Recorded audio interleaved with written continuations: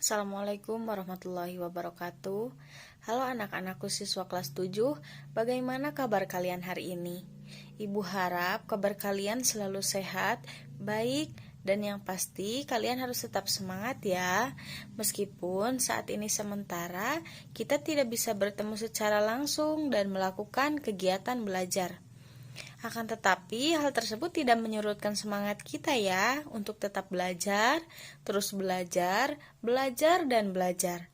Dan pastinya belajar pendidikan agama Islam ini dong. Baiklah anak-anakku yang berbahagia dan ibu sayangi, sebelum kita memulai pelajaran hari ini, alangkah baiknya kita berdoa terlebih dahulu. Berdoa dimulai.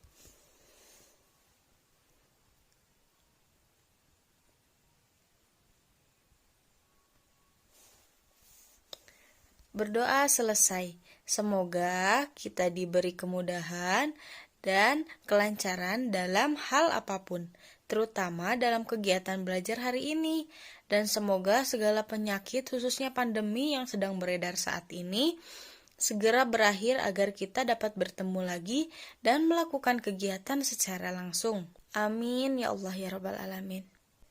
Untuk pertemuan kali ini, Ibu akan memberikan materi dan sedikit menjelaskan kepada kalian melalui video pembelajaran ini ya. Kira-kira ada yang tahu nggak sih materi apa yang akan disampaikan kepada kalian? Ayo tebak, Ibu kasih waktu ya 5 detik. 5, 4, 3, 2, 1. Nah, kalau tidak ada yang tahu, materi yang akan Ibu sampaikan kepada kalian hari ini yaitu sejarah perjuangan Nabi Muhammad SAW di Mekah. Sebelum kita mulai, mari kita sama-sama mengucap basmalah agar kita diberikan kelancaran dalam memahami materi ini. Bismillahirrohmanirrohim.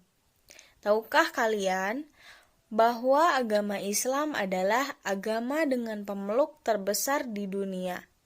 Dan bahkan di negara kita Indonesia merupakan negara dengan pemeluk agama Islam terbanyak di dunia.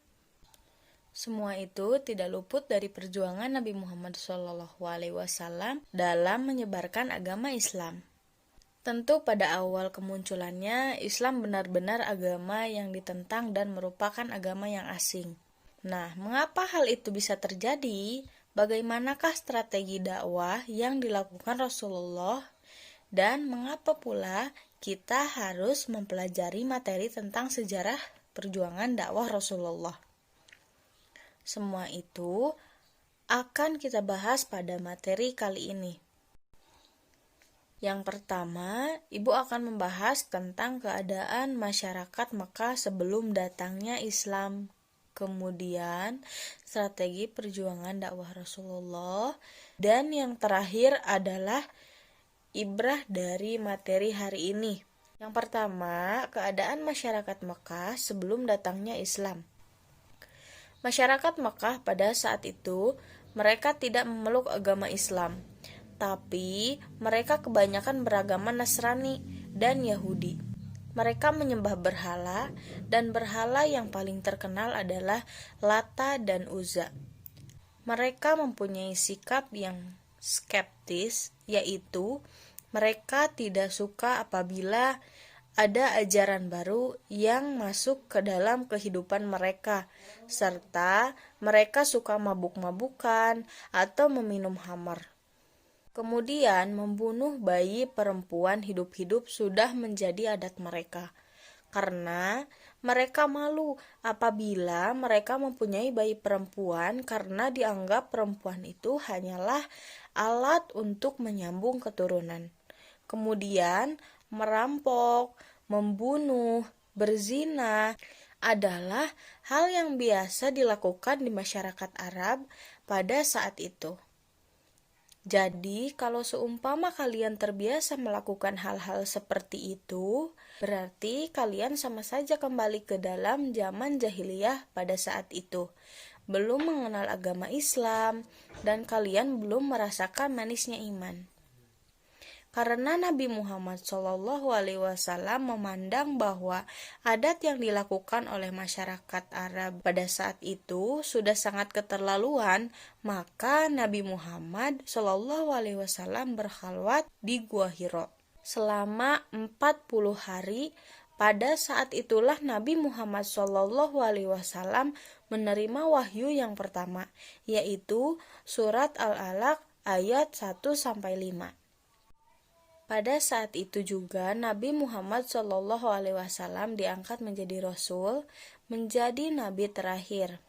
Misi diutusnya Rasulullah SAW sendiri yang pertama tentu adalah menyempurnakan akhlak manusia, karena akhlak manusia pada saat itu benar-benar sudah jauh dari yang dikatakan akhlak mulia.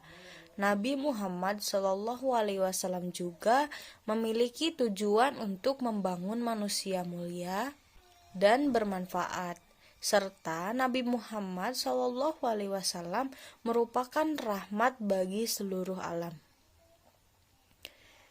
Nabi Muhammad SAW merupakan rahmat bagi seluruh alam. Jadi timelinenya yang pertama adalah Nabi Muhammad dan turunnya Quran surah Al-Alaq ayat 1-5. Setelah itu Nabi Muhammad SAW melakukan dakwah sehingga muncullah As-Sabiqunal Awalun. As-Sabiqunal Awalun ini adalah sebutan bagi orang-orang yang pertama kali memeluk agama Islam. Dakwah yang dilakukan Nabi Muhammad pertama dilakukan secara sembunyi-sembunyi.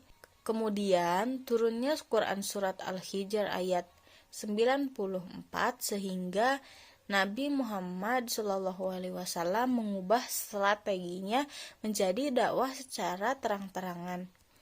Strategi perjuangan dakwah Nabi Muhammad SAW ada yang dilakukan secara sembunyi-sembunyi dan dilakukan secara terang-terangan.